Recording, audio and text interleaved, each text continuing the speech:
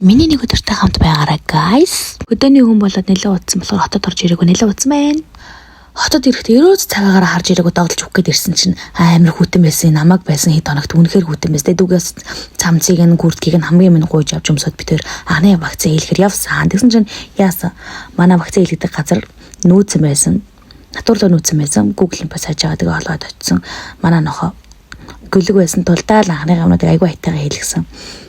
Бид хоёр анх удаа том нохоод идэж үзэхэр шийдсэн лабрадор ретривер үйлдвэрийн нохоо. Үнэхээр идүүтэй хөөрхөн байдаг юм билээ. За тэгээд уцаа оролдож жоод гент нэг харсч манай нохоо нам ундцмээс хөөхөд би гараа төшүүлээ тавьсан байж гар дэрлээд нам амар ундчихсан гэдэгтэй эд шууршин дийлдэхгүй мэлээ. Би дүүгээс арай нэг өөр хувцсыг нь гуйж авч өмсөд тэгээ төгөө өдөө уулзгарсан. Төгөө болохоор машины тосмоосоо солиулна гэд бид хоёр ташаа салаад явсан юм.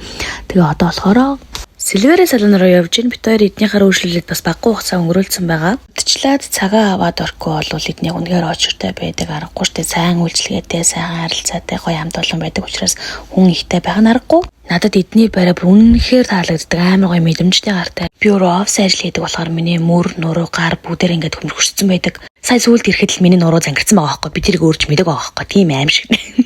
Би хамгийн анх эдний тайфунд орж исэн. Юу тэр хайфуу бүн үнэхээр гоё юм байлээ бүр үнэхээр арьс чангарч мэдэгддэг юм байлээ шүү бүр нүдэн дээр илт.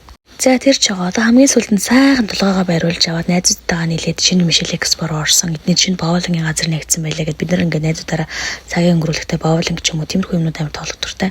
Тэгээ эдний шинэ замаар шалгасан. Дэжгүй шүү. Одоо намайг харцгаая. Би бүр саваас. Би бүдгүй.